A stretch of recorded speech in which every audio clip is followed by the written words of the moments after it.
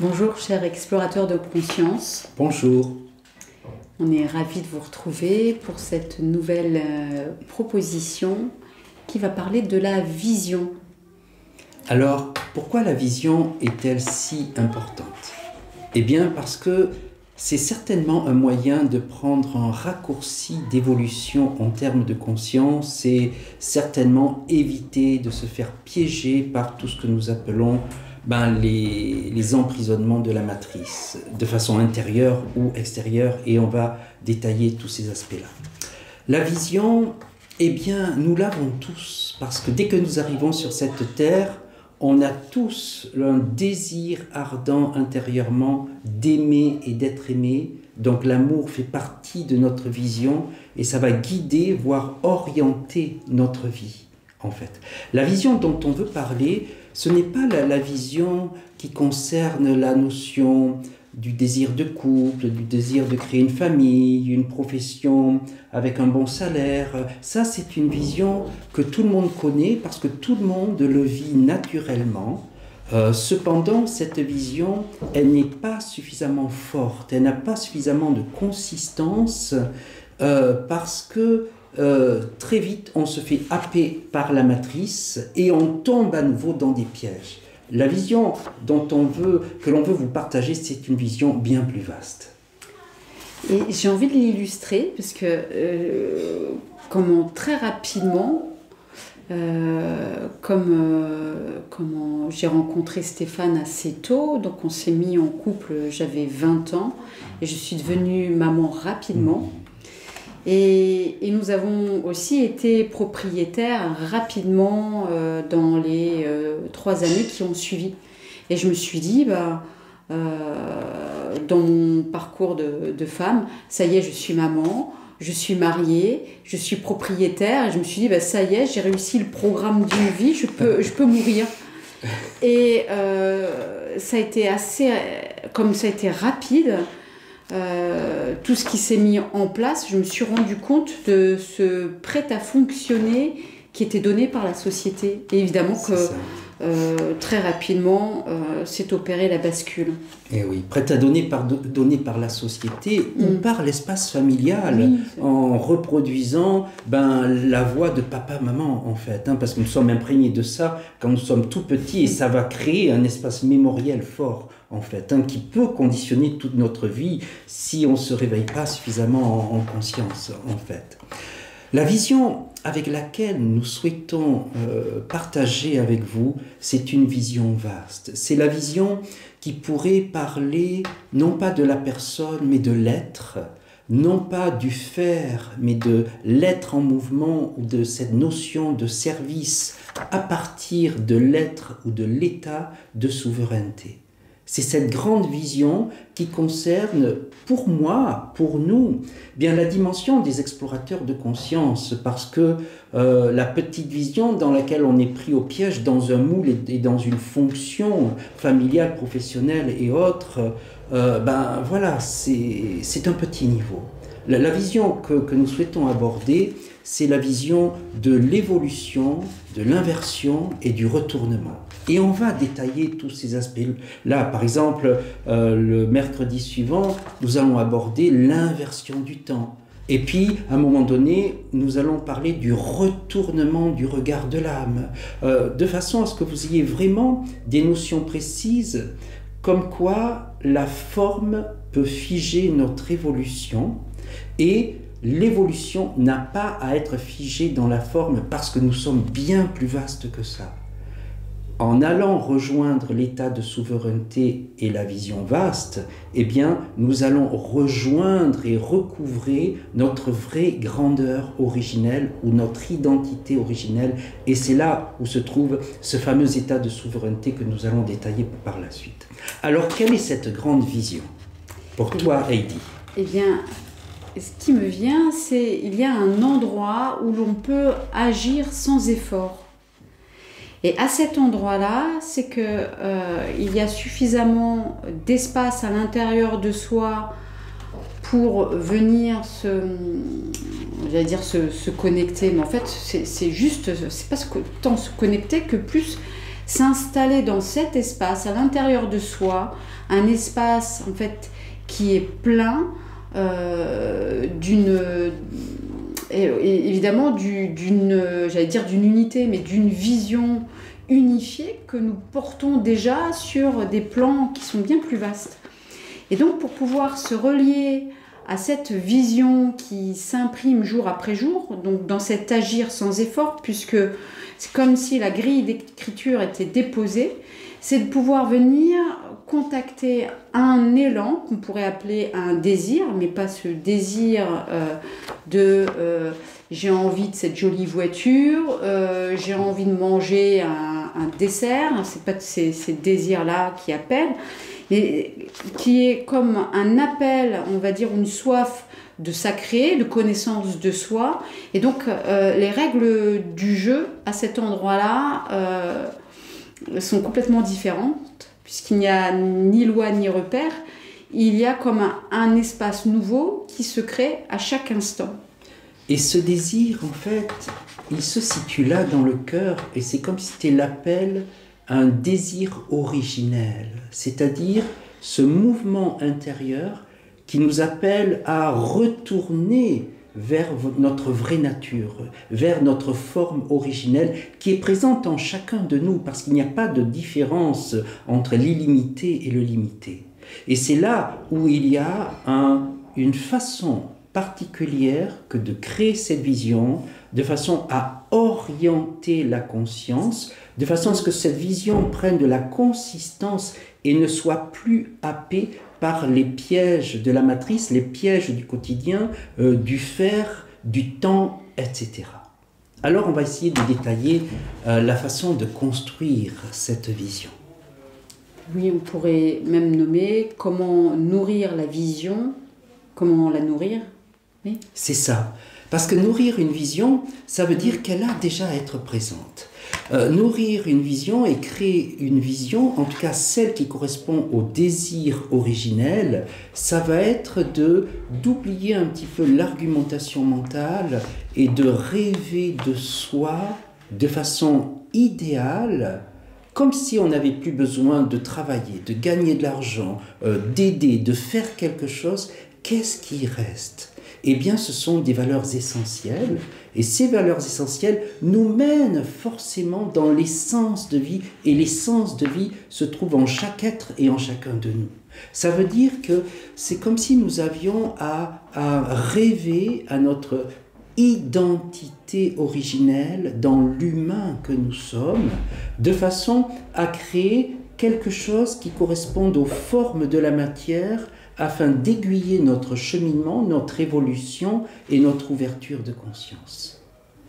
Alors, pour détailler cela, eh bien, je vais peut-être présenter quelques exemples que j'ai pu vivre. Un exemple, quand j'étais directeur technique et que j'ai arrêté mon métier, je me suis reconverti dans le métier que je faisais déjà depuis plus de 10 ans, c'était l'énergétique, c'était les formations Reiki, énergétique, etc. Et donc j'avais fait comme, avec toute ma connaissance de directeur technique, j'avais fait un prévisionnel, un tableau financier de qu'est-ce qui me permettrait d'être autonome financièrement.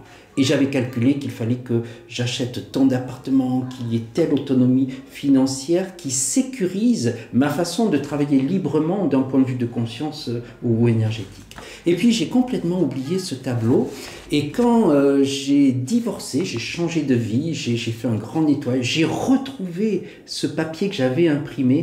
Et quand je l'ai lu, j'étais stupéfait, j'étais vraiment surpris parce que ça correspondait exactement au nombre d'appartements que j'avais achetés. Et il y avait le début de l'autonomie qui commençait à se mettre en place. Et donc, initiation de la vie, divorce est arrivé, tout a explosé, et donc ça n'a pas été ce chemin qui a été pris. En tout cas, le fait d'avoir oublié et d'avoir retrouvé et d'avoir constaté que ça correspondait à mon rêve, parce que cette vision, au départ, je l'avais mise sur tableau, mais je la rêvais, je vivais complètement dans ma chair cette vision-là de départ. Donc ça, c'est un premier exemple. Et puis, un second exemple, c'est un tableau de vision que j'ai fait parce que ça faisait partie de la formation dans laquelle j'étais. Et il y avait à nous percevoir dans dans 1 an, dans 3 ans, dans 5 ou 10 ans après. Et donc j'avais créé ce premier dessin. Et donc j'avais fait un patchwork des différents états que je souhaitais vivre et que j'avais mis dans différents secteurs en fait. Et puis, donc là c'était décembre 2023 et là je l'ai retrouvé en février 2024, un peu plus d'1 an non, février 2025, donc un peu plus d'1 an après, et je me suis aperçu que toutes les parties correspondaient à ce que l'on commençait à vivre ensemble dans ce germe de communauté de conscience à 6, dans un habitat partagé en fait. Donc, pour moi, ce tableau de vision, il est essentiel parce qu'il permet de clarifier notre conscience, même si notre mental ne le nourrit pas, mais ce qui va le nourrir, ça va être plutôt l'essence du cœur, le rêve ou l'appel intérieur, qui va créer cette réalité intérieure, donc certainement favoriser le miroir extérieur. Oui, je pourrais rajouter que plus nous pensons à quelque chose, plus la matière se densifie, plus elle se manifeste, et donc comment de venir dessiner, comme de projeter dans un espace-temps cette réalité déjà finie, enfin déjà réalisée, cette réalité déjà réalisée, eh bien, c'est comme si elle permettait une descente dans la matière de façon accélérée. Certes, et vous connaissez, tout le monde a vécu ça, je pense. Imaginez ce que vous avez vécu lorsque vous aviez, à un moment donné, planifié d'acheter telle marque de voiture de telle couleur. Et donc, vous la sentiez en vous. Et à partir de ce moment-là, vous vous êtes aperçu que vous repériez toutes ces voitures de cette marque et cette couleur. Et donc, ça veut dire que là où va la conscience, je crée. Et la fonction pour moi du tableau de vision, c'est d'orienter la conscience afin de créer naturellement, en fait, sans effort. Et comme la création, en fait, ce qui est intéressant, c'est que tu as dit que tu avais pris ton tableau, tu l'avais mis de côté, sachant que ce tableau de vision, quand il est posé devant les yeux au quotidien, crée un champ d'interaction plus important et aide à enraciner et manifester plus rapidement. Donc c'est intéressant prochainement peut-être de faire l'expérience. C'est ça. Et d'avoir en fait ce tableau de vision au plus près, comme pour créer ce dialogue, ce champ d'interaction en fait au quotidien, puisque ça peut voyager très rapidement et de façon fort surprenante. C'est ça. Et donc, de même que ce tableau de vision n'a pas à être figé, hein, il a à évoluer. Oui. Ça veut dire que si je le mets devant moi, forcément à un moment donné, je vais sentir que cette partie-là, c'est plus tout à fait ça, et je vais la faire évoluer. Ça veut dire que rien n'est figé et rien n'est affigé, et c'est selon votre évolution, vous allez pouvoir faire évoluer aussi votre vision, bien entendu. Oui, et ce qui vient aussi, c'est que dans l'image que je projette de mon idéal, il y a la réalité souveraine qui est touchée, ça veut dire c'est mon état d'être désiré. Et dans la forme, il peut se présenter une réponse à ce tableau de vision qui va toucher la réalité d'être et non pas la forme que ça prend, parce que je peux imaginer rêver de cette voiture en fait qui va pouvoir me faire voyager, et je vais dessiner donc cette voiture, ce véhicule là dont je rêve. Par exemple, je rêve d'une superbe Ferrari rouge avec des sièges en cuir. Et finalement, parce que dans ce voyage avec cette Ferrari, je vais toucher en fait un sentiment de liberté. Et parce que je vais toucher ce sentiment de liberté à travers cette image, va se proposer dans mon quotidien des expériences qui vont me permettre de toucher cette liberté d'être qui va peut-être m'aider dans mon expression, dans ma créativité, dans ma relation aux autres. Donc l'image de vision peut être comme un support pour toucher l'état d'être. Je rebondis sur une petite phrase que tu as dit, rêver la finalité d'être et non pas la forme que cela va prendre. Un exemple que nous avons vécu tous les deux et aussi avec Stéphane, il y a plusieurs années, je ne sais plus combien d'années, eh bien, on avait commencé à travailler sur un projet commun de l'école Ève 3C, École des valeurs essentielles, cœur, corps, conscience.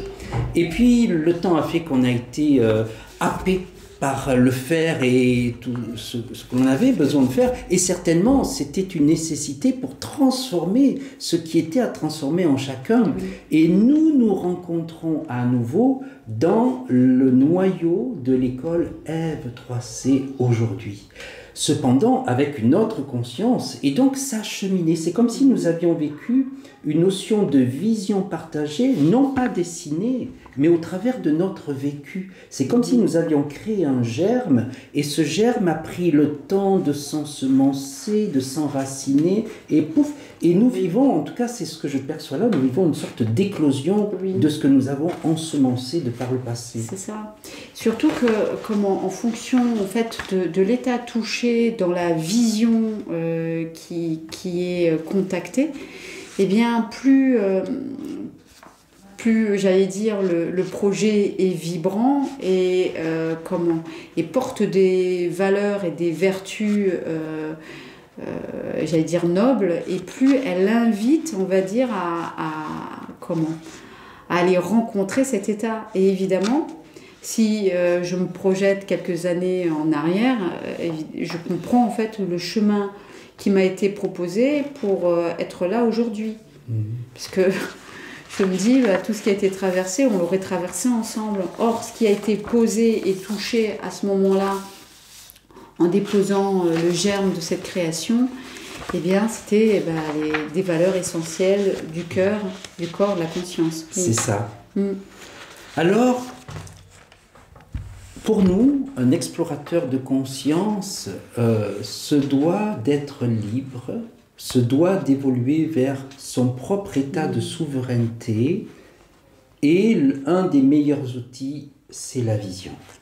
Donc, on va vous donner un exercice simple. Qu'est-ce qu'on pourrait... Soit on pourrait vous dire, réfléchissez à l'exercice et qu'est-ce que vous pourriez faire pour vous, de façon à être dans le rêve de ce que vous souhaitez vivre dans l'état idéal, et de créer un dessin, un patchwork, une peinture, une sculpture, une constellation d'objets, peu importe, hein, tout est propice à cela. Peut-être tu veux compléter. Ça pourrait être aussi juste une phrase, hein. Ça veut dire que la vision, c'est quand même... je pourrais donner un exemple, c'est que ça pourrait être une vision, mon verbe est créateur, c'est-à-dire qu'à chaque fois que je m'exprime, il apporte quelque chose de créatif dans le monde. Eh bien, ça peut être un mot, une phrase, une image, sachant que plus l'image et plus les mots sont complexifiés et plus la vision est haute et va avoir à voyager dans le temps. Hein. C'est vraiment l'exemple qui est donné avec F3C. Donc ça pourrait être peut-être une première étape qui serait quelle est la vision de clarté pour la semaine. Ça peut être juste court terme, ça veut dire tiens, qu'est-ce que je me propose de toucher pour cette semaine, ça veut dire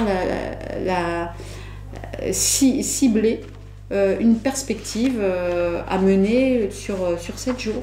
C'est ça. Et dans ce travail que vous allez faire avec vous, notez sur votre cahier personnel ce fonctionnement de votre conscience. Où va votre conscience et comment est-ce qu'elle peut être happée pour vous amener dans une sorte d'errance.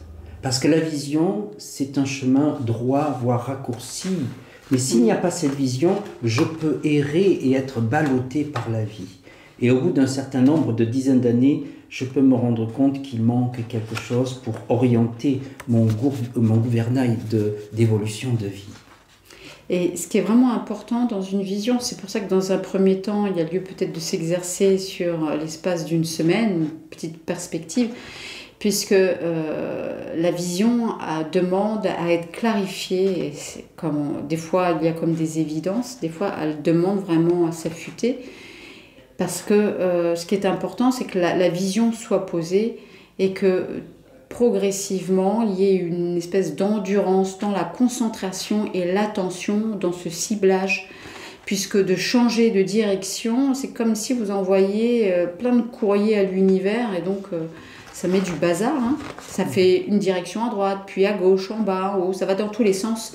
Et c'est comme si vous n'arrêtiez pas de bouger votre gouvernail. Donc c'est important de placer, en tout cas quand vous avez une grande ligne directrice, que la vision soit claire pour pouvoir s'acheminer. Évidemment qu'elle permet de faire un premier mouvement et qu'à tout moment, c'est possible de redistribuer, de redéfinir la direction.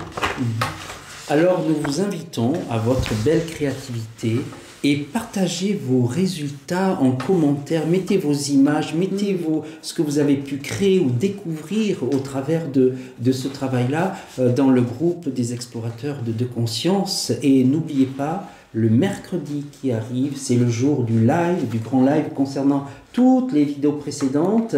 Donc arrivez avec des questions, arrivez de façon à ce qu'on puisse approfondir, qu'on puisse être en interactivité et partager avec vous dans la session Zoom pour laquelle nous allons partager le lien dès cet après-midi ou dès demain. Nous vous souhaitons un beau travail et une belle rencontre pour le mercredi qui arrive avec nous. Je fous mon éclat de rire. À bientôt. Magnifique. À bientôt.